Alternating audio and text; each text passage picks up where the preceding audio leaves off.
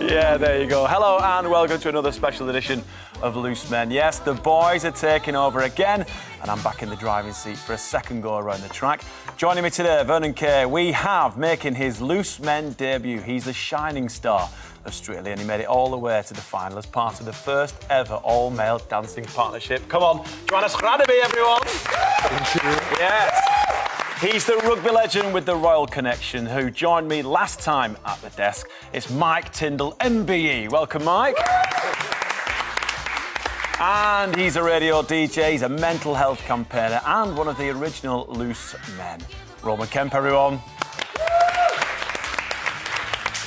Now then, coming up, with an increasing number of schools encouraging parents to cheer for everyone at Sports Day and giving trophies to all participants, we'll be asking if healthy competition in school sports could actually be bad for kids. Plus, we've got a really important conversation about mental health, and with the theme of Mental Health Awareness Week being about loneliness, we'll also be opening up about the times we felt we had nobody to turn to. And at 1:15, we're discussing the male biological clock. Find out which one of us believes it doesn't exist and who is so worried about theirs that they've recently been for a fertility test. Yeah, there you go. So, school sports days are fast approaching and more schools are moving away from having a competition element to the day, with spectators, instead of being asked to cheer for their individual son or daughter, they're being asked to cheer for everyone and all those taking part win a trophy. So, is competition bad for children? Roman, what do you think? I mean, look, I think in terms of competition, it can kind of go two ways. You can either end up with a child that is very upset at the end of the day or a child that is absolutely elated. But I think there are certain lessons that, you know, we have to learn as kids. You know, for me, growing up, it was, you know, my parents wanted us to have pets and dogs because it would help us to learn with loss, like later on in life. But I think when it comes to sports day, I think ambition's a good thing, to be able to have drive, to want to be the best at something. Granted, sometimes it can go a little bit wrong, or like you can have some parents that take it a little bit too far. I remember a friend of mine at school, we kind of grew up when we would play football. His dad actually got banned from watching us play football. We were 7. So much so that he was shouting so much, they banned him from watching at the school. And then one day, he just turned up and you could hear, "You're ball watching, you're ball watching." It was coming from the field that was opposite next door, through the bushes like that. There's always a way around it. Yeah, exactly. So, you know, it can go either way. Now, Mike, obviously a professional rugby player. You started rugby at a very young age. Same for you, Johannes, started dancing at a very young age. Competition is a part of life. Competition is a part of sport. Do the two mirror each other? And is competition for kids good? I think it really is. No, I completely agree with you. I think there needs competition. There is an art to learning how to lose as well, and taking it the right point. Is taking it the right way. Like sport, you always want to win. You should always want to win. You should be driven to always win. But you also have to be able to, if someone is better on the day, you should be able to take that. Now, there's an age thing. When does that sort of come in to affect how old should someone be before you are driving competition?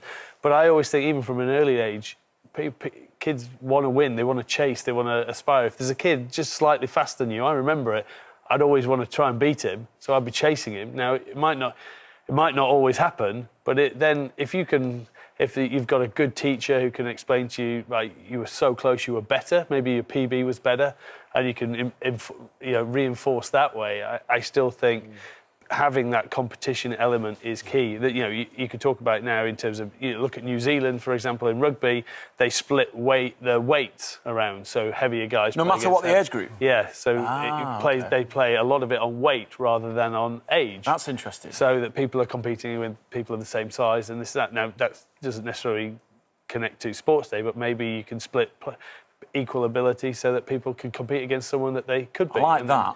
And then you are still promoting competition whilst it being fair, where someone doesn't rock up and go, "I think I'm just going to lose. What's the point of me being here?" What are you like with the kids at home? I know what they're like. I know what you like. They've never won a thing that they've competed against you, Mike.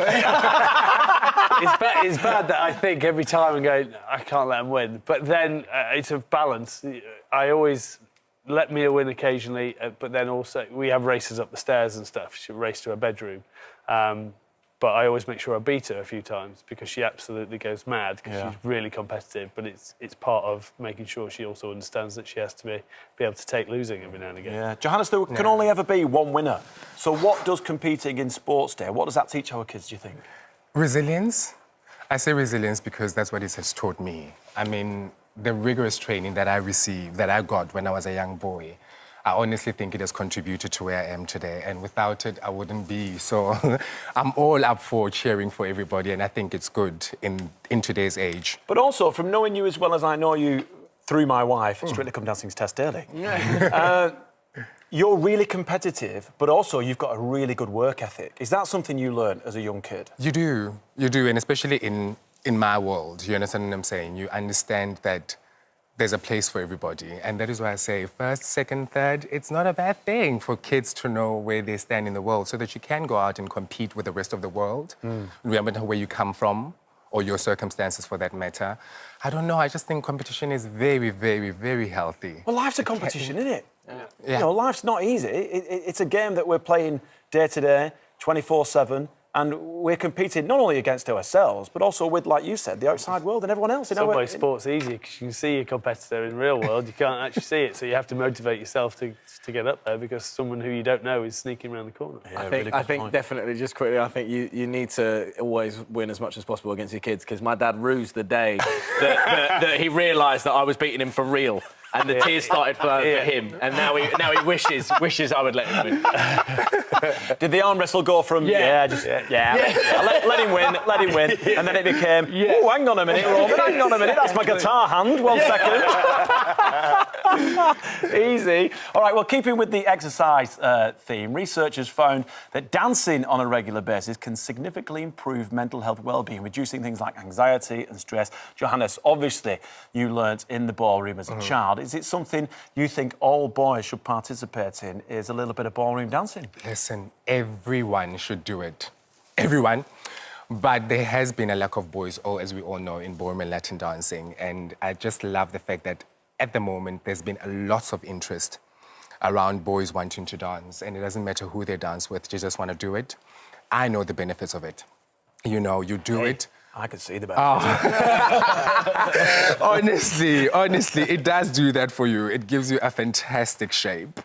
But also it teaches you social skills, you know, and discipline and poise. But most importantly, like I said, social skills. Then that's what we need amongst our boys. And I think it has helped me as an introvert to actually come out of my shell and be able to do my thing and be who I am. So I would encourage all the boys to do it, honestly. And I hope John and I, doing what we've done in the past series of Strictly Come Dancing, we were able to break down those barriers. Oh, that was beautiful. I'm not just saying that because you're here and sat next to me, but that was an amazing moment of television where you and John took to the dance floor as two fellas and the series finished as two dancers. Thank you. It was unbelievable. I think it deserves a round of applause. It was absolutely awesome. It was awesome. Thank you. But we're talking about the stigma of those things that might not necessarily be deemed masculine, Roman. Do you know what I mean? Like dancing and a little bit of sport and other arts, for example. I think, you know, it was always there was always non-negotiables in for my parents, and it was never, you know, sports. Oh, you got to go and do football. You have to do, you know, rugby or anything like that. For me, it was drama. Like my dad and my mum were very up on me going to drama classes, and it wasn't necessarily because it was like, we want you to become an actor. It's because of the other elements that it brought, you know, to my life, certainly. You know, when my dad was a little kid, he was so shy, you know, and didn't talk. And my nan sent him to the local drama school, and it helped him develop social skills and an understanding of other people. And also, I think, you know, as a dancer, you learn emotion because you become something else for a little bit. And that is so freeing, I think, as a human. Do you know what? That's really interesting. So you did drama and you did dancing and you've been brought up in this masculine rugby world where you don't really show your emotions because obviously you guys go through a lot of pain, there's a lot of team building, a lot of teamwork to be done on the rugby field, but yet all three somehow come together, don't they? You know, the masculinity of rugby, the drama, like you were saying about the communication and the art and the social element of dancing and the discipline and stuff. All three are exactly the same. But back in the day, when times were, some might say, different, you would never say to your sons, oh, you got to do drama and you got to do dancing. You know what I mean? No, 100%. It's changed a lot for the better. Yeah, I think it's exactly, you know, hit the nail on the head. It's discipline. It's that thing of being able to, and also owning something. You know, you owning dancing is such an amazing thing to have. Oh my gosh. My thing is just nothing should be off the table. You should expose your kids to as much as they can get their hands on.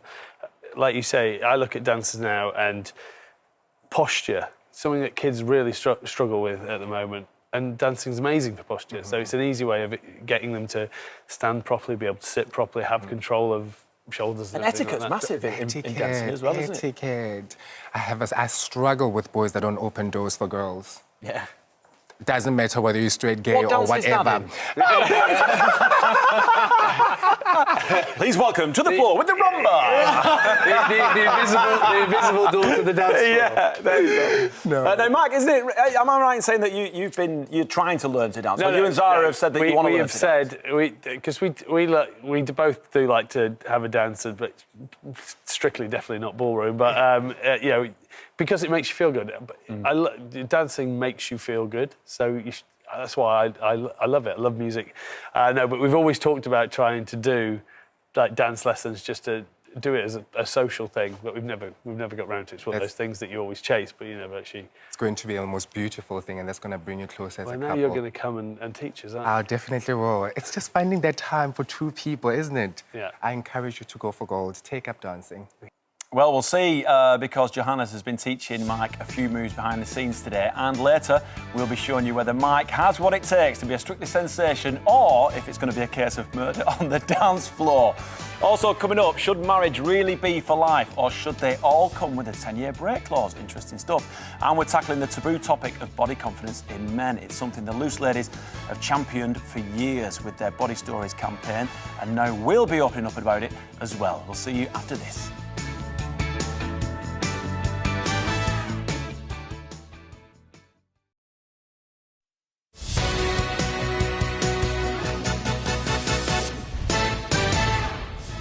Hiya, welcome back.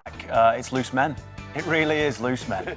Welcome on board. Later, we'll be discussing whether every man who wants to be a dad should get their fertility tested. And you won't want to miss a very frank chat about what men are really worrying about right now when we reveal the results of our very own exclusive male mental health survey. Right, competition time now, and there's still a chance to win big, 90 grand plus a brand new Mercedes. Lines closed tomorrow. Here's Craig Doyle with all the details.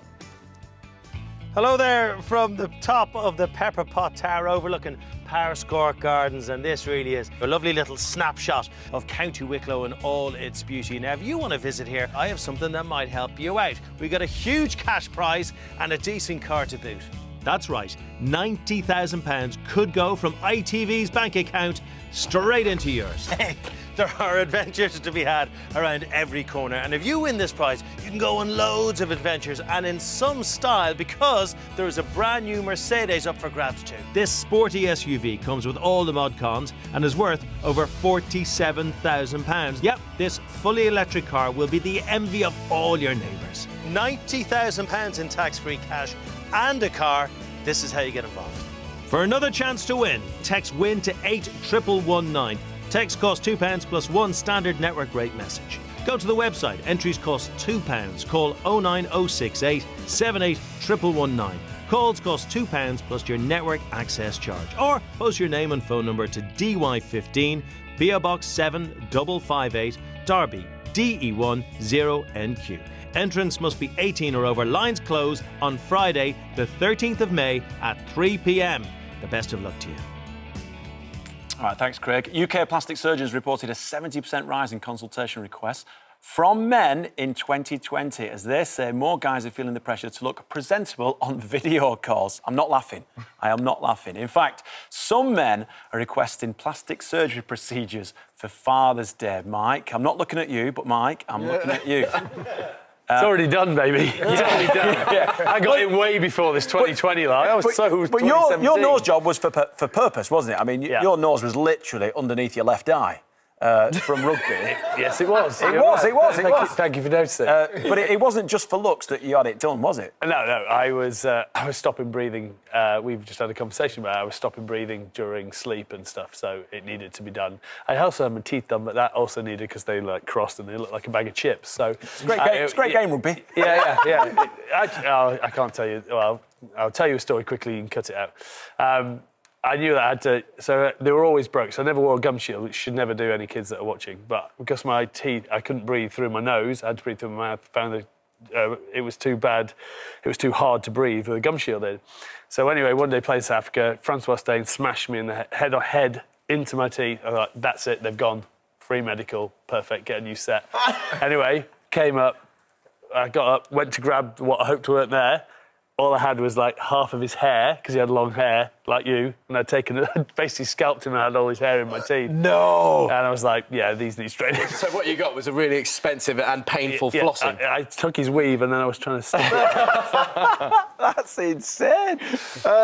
But Roman, the majority of this has obviously come from social media, hasn't it? Because we're inundated, we're bombarded by what people perceive as perfection on social media. Yeah, I think, for me personally, I mean, when it comes to things like plastic surgery, I don't really understand the obsession. People are at their right to do whatever they want to make themselves feel better. And I think that's, at the end of the day, what we have to look at. It's people wanting to be better, and if they can help that with their mental state.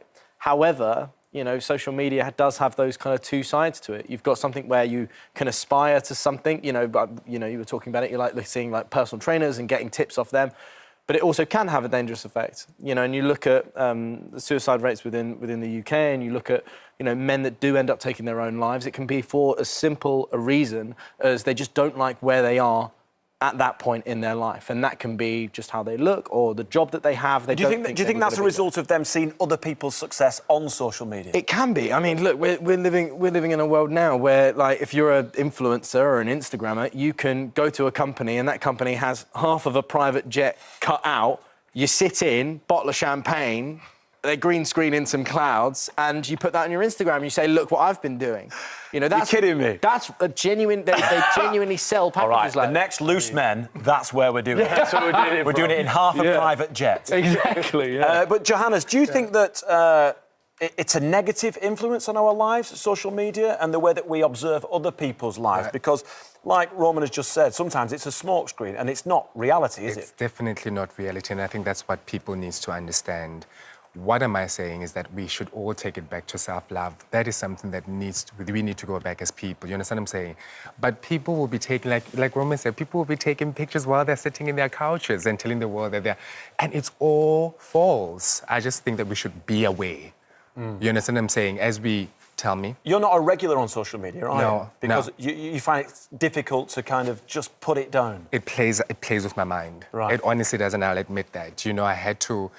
After everything, because you get the trolls, you get everything. I was just like, I'm opening myself to a world out there that does not deserve to have an opinion about my life. That's just what I think about social media. You give them, they want more. So I've pulled back. What was it like when you were partnered with John at the beginning of Strictly? What did you look? Because you said, surely you must have just had a glimpse. I did have a glimpse, because you know what? There is good out there, which was nice to see, but there was also backlash, and it was just not nice to hear things like, do not come back to Africa because of who you are and stuff like that. You know what I'm saying? And but also, I bet you, no one has said that to your face. No, and they will never. And that's the thing. There you go. But then do you do the whole blocking thing? Do you go through, because it's sort of there are good people out on social media as well, but mainly the bad side shout the loudest, so they're the ones that sort of infect you. So are you a quick blocker so that you can still go below the line? Because I do it for work mainly. Yeah. If I'm busy with something, then that's what you're gonna get. But anything else outside that, you don't get anything. And my management team handles it. That's the truth. It's got a management team? Get you? Hey, Johannes, with your management team. but like Mark said, Roman, there are good things on social media. We do get bombarded by influencers who do actually have a positive influence by giving us, let's say, dietary and nutrition positives and stuff like that. You know, I look at PTs, like you said, just for technique on training, because I know that I'm never going to have their physique, because these lads have done a lot of work in the gym. I just ain't got time for that. Yeah, exactly. But it's true. Like, you know, there are so many. You know, look, the police these days use things like Twitter to be able to communicate with local communities, and people can meet their loved ones that they'd never met before that are on the other side of the world. You know, there's so many positives to do with social media. So at times it does get a bad rap. But as you say, you've got to be educated, as you said there, Johannes. Yeah, and you kind of just got to wear a suit of armour, I guess, sometimes. Not all the time, sometimes. Anyway, plenty more to come on today's jam-packed edition of Loose Men. Fertility worries, babies and a relationship dilemma. And after the break, it's the reason we're all here today. Male mental health. From money worries to health concerns, it's something that affects us all. We'll be opening up about that and much more right after this.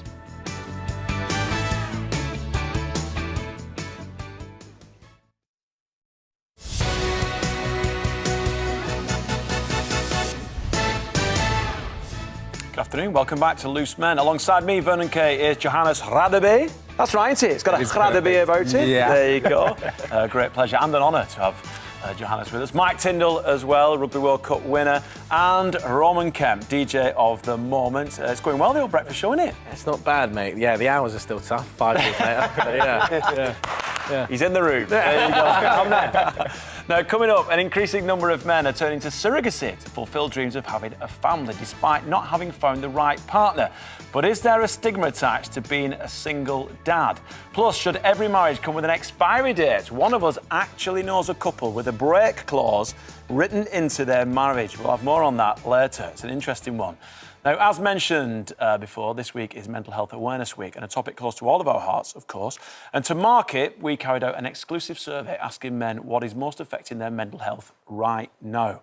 Almost a quarter told us their mental health had declined over the last year. Of those, money concerns came top, with 20% admitting to worrying about finances. Perhaps not surprising, let's not forget, given the cost of living crisis. Also at the top of the list were health worries and fears for the future. Mike, those are interesting findings, aren't they?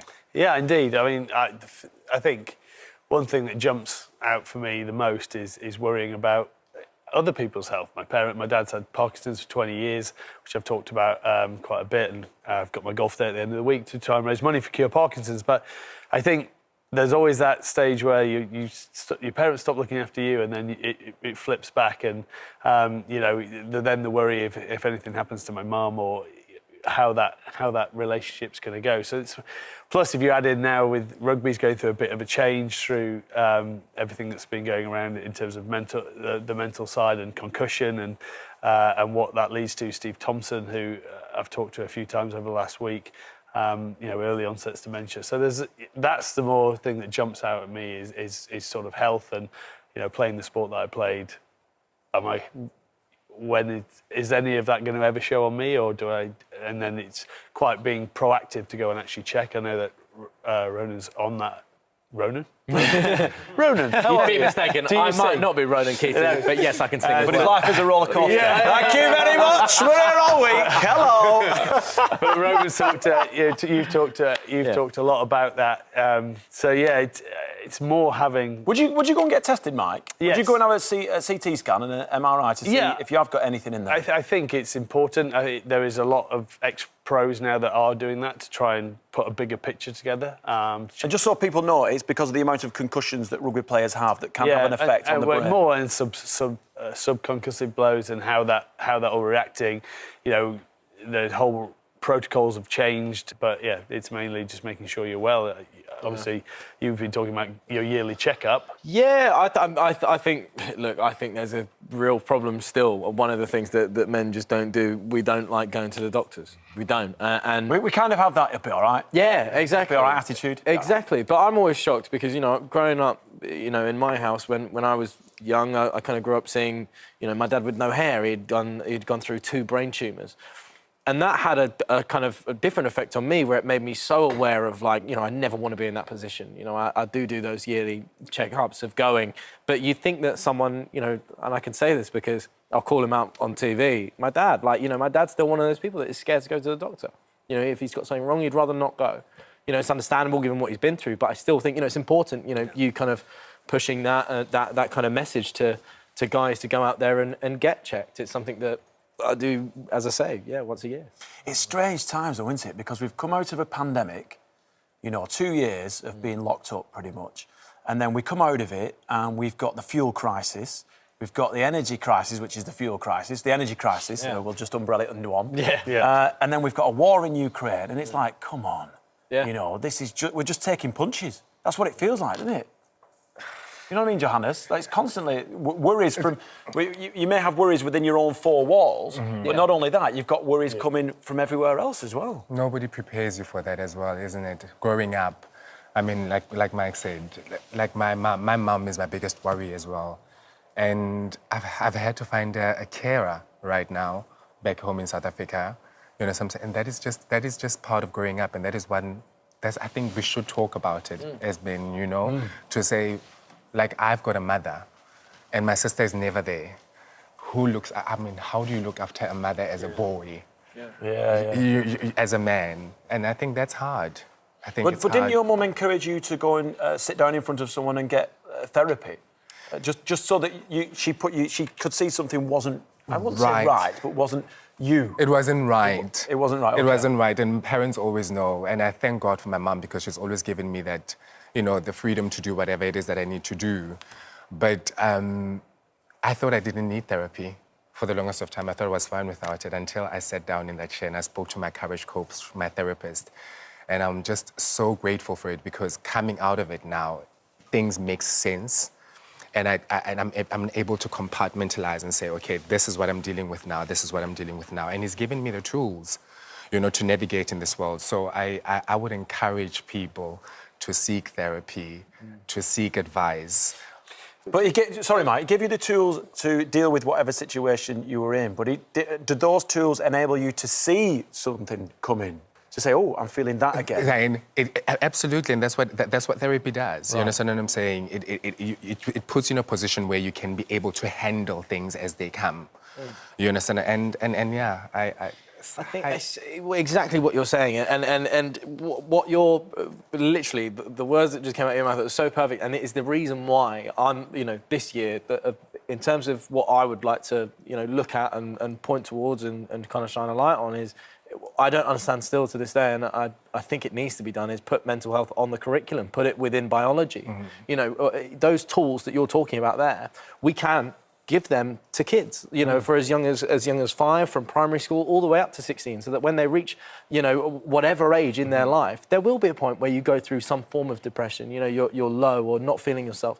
You have those tools already there. That's a great idea. But it is, but it's one of those things, but it doesn't make sense. I learn about your respiratory system, you learn about your heart and what that can do. But no one tells you what's going on between your ears. No, exactly, and that can be, they always tell you how important it is. Yeah, exactly. So I think that is something... Isn't that weird? That needs to happen. So again, me as they have self-awareness stuff going on, but again, whether it's in an actual, it's not a curriculum-based thing. Whereas it needs to be in an exam. You need to be learning that. Yeah. Well, Mental Health Awareness Week. The theme this time around is loneliness, and I think everyone has been lonely in some way, shape, or form, and at some different stage of their lives. But Johannes, you found it difficult when you moved to the UK, didn't you? Yeah.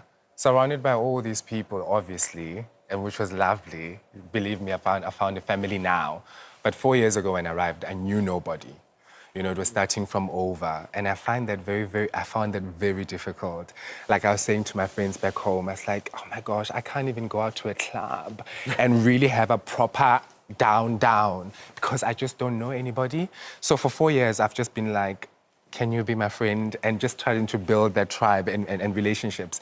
But it's my profession as well. I'm always on the road. I'm always hustling so that I can send money back home so that everybody else is okay. Do you understand what I'm saying? But you know what is amazing about that, Johannes, is you came over and then you're on Strictly Come Dancing, the #1 entertainment show in the UK, and you couldn't find a friend? What kind of cologne were you wearing, my brother? You just want an opportunity to connect with people authentically. Yeah, I get that. I understand that. Yeah, absolutely. Of course, I know.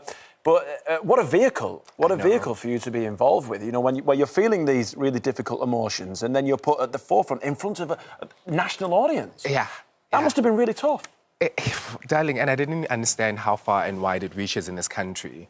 But that was always the daunting thing, to say, I always found myself alone, and yet I was surrounded by all these people. Yeah. You understand what I'm saying? And yeah, it's And as always on Loose Men, I apologise for cutting you off, but we could go on forever. Yeah. We could go on forever about this. But let's just quickly wrap up loneliness, because we talked about it before we came on the show in the prep for today's show. We talked about being able to communicate with your friends and allowing your friends in and letting them know how you're feeling by having those conversations and making it easy for them to approach you. Yeah, for sure. I definitely agree, but I also think, you know, us as guys here, you know, we all have mates that we just expect them to come to us and talk to us if they've got a problem. When realistically, that needs to change. It needs to be, every single one of us should look through our phone book and go, who do I really not know that much about? You know, could they be going through something? You know, be that person, that hero that you can step forward and say, do you know what, I'm gonna push and I want to know. All right, so after the show, now that you're not lonely anymore, we're going for a down-down. All right, we are going out. Johannes Radebe, you are taking us to a dance floor near the studio. Lots more to come after the break. We'll be finding out which one of us is concerned about their biological clock. They're so concerned that they've actually had a fertility check. And he revealed that he and Zara are desperate to learn to dance. Mike will be showing us his new moves, courtesy of Johannes, after this. Just stay tuned.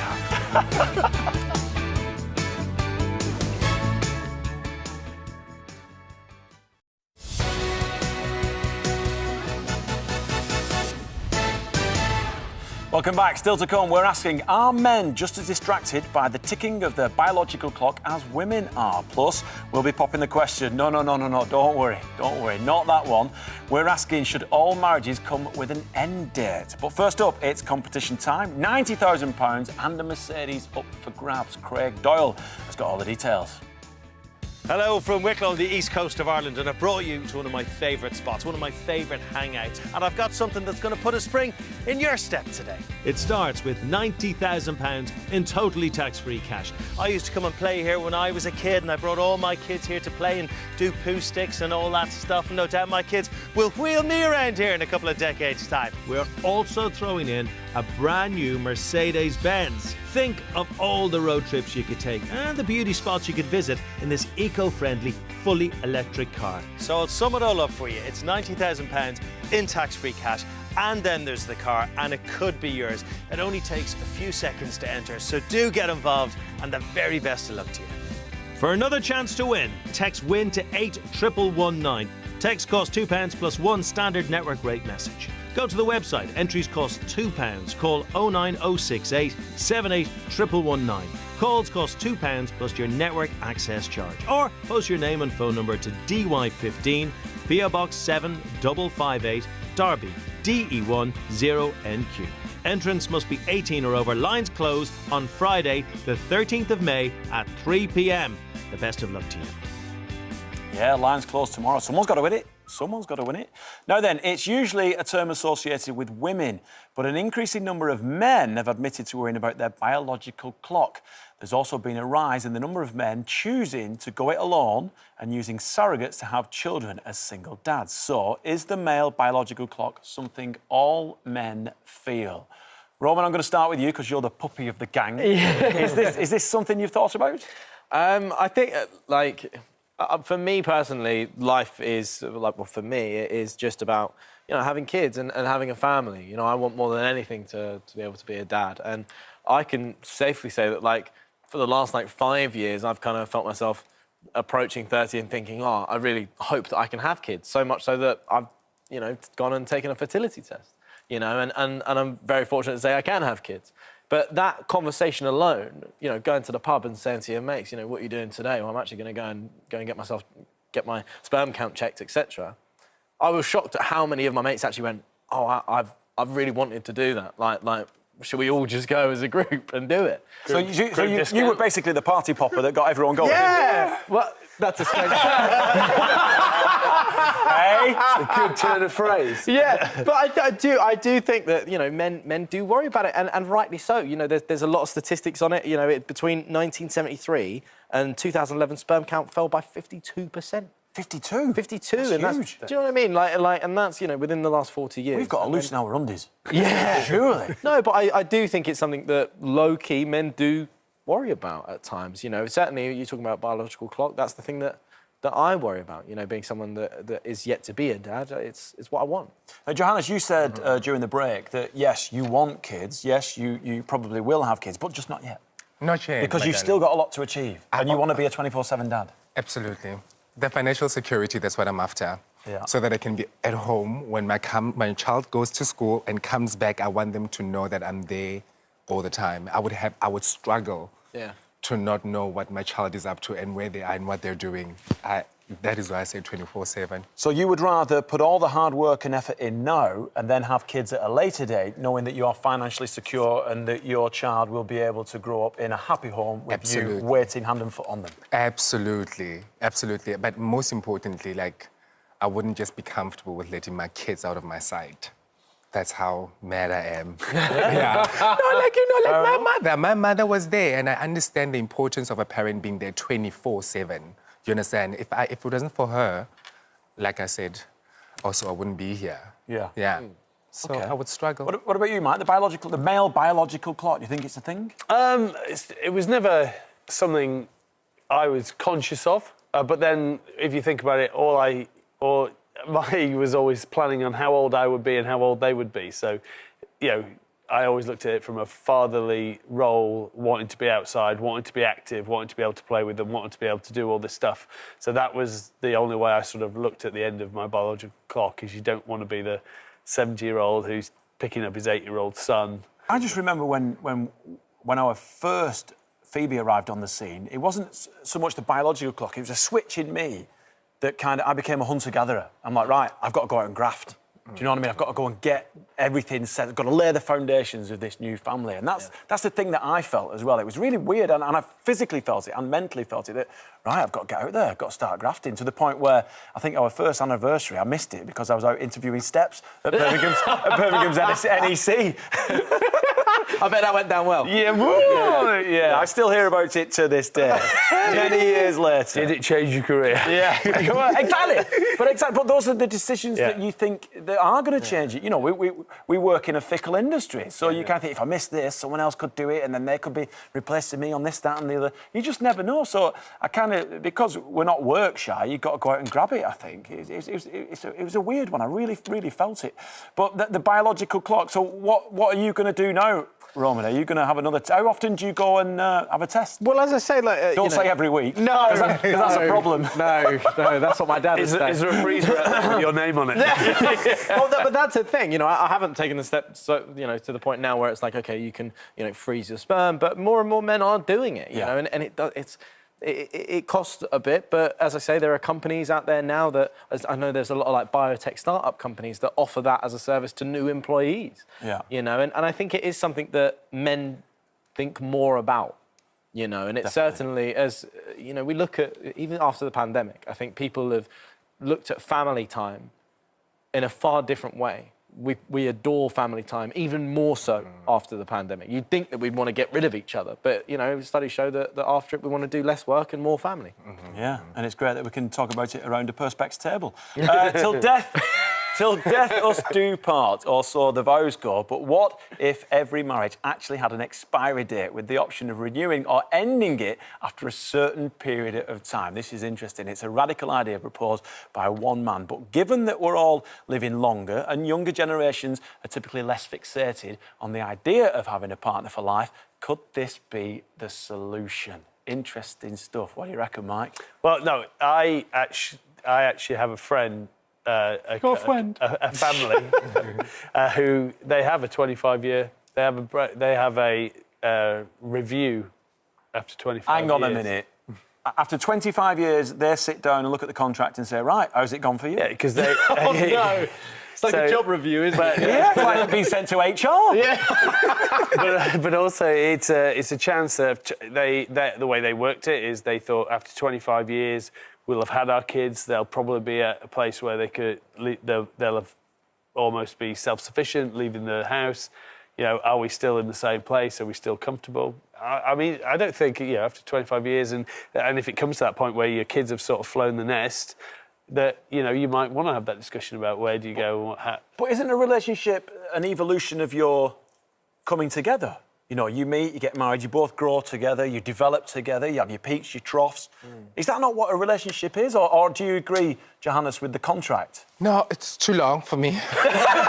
Too long? 25 years. 25 years, what are you thinking? I say 6 months. Six months? 6 months? No, things are constantly changing, no? Over a 6-month period, no, though? we should review every 6 months, Vernon. You just want constant honeymoon period every time. Yeah. Well, that as well. But the truth of the matter is, I just think things are constantly changing. So come on, 6 months, let's review things and see where we are. Well, as he said earlier on, he does like a down. Yeah. You know, does like a bit of a do. I do think that these days, people, I'm still shocked that people kind of gasp when the word prenups is thrown around, because I think it's sometimes those types of things like a contract, it is a sensible thing to do. You know, you look at so many people have so many messy divorces over the years, and more divorces are happening. Yeah. So why not be able to sit down at a point where you're both so in love with each other, where you can look and go, do you know what, this is a sensible thing, and you will get good out of this, and I will get good out of this, and you're not at like each other's throats when you're trying to do some form of negotiation. What you don't want is people to live in misery and not have that ability to actually talk it out, and then it festers into something that's ugly, and then it creates... Well, maybe 6 months is the answer. Yeah. I tell you. Yeah. Look into it. Interesting. Anyway, it's time to change. What? It is. Hey, it is time to change. Get ready, Mike. Get ready, Mike. Earlier in the show, Mike revealed that he and Zara have always wanted to take dance lessons. So, given that we've got the very experienced Johannes with us today, he's given Mike a bit of a crash course to get him started. So, with some new moves to impress Zara a little bit later, please, gentlemen, to the floor. Dancing the waltz. Please welcome Mike and Johannes. Woo! Come on! Posture, Michael, posture. Thank you. Thank you. And what would you do? We pay reverence to the sport and look into my eyes, Mike, as I can see the competitive edge you spoke about earlier. Now I'm going to count for you. Just follow me. I'll guide you. 1, 2, 3. 1, 2. There you go. 1, 2. There you go. 1. There you go. But it's that side, isn't it? Absolutely. It's that side. Enjoy it. With a I did it wrong again. Oh, it's okay. Yes! Well done. All right, there you go. Awesome. I'm going to have a word with someone. I know someone on the inside at Strictly. Maybe we can get him on. All right, thank you, Mike. Thank you, Johannes. That's it for today. Tomorrow, the women will be back in charge, reclaiming their thrones. They've got Brian Adams as well. It's going to be awesome. Thanks for having us. We really appreciate it. We'll see you soon.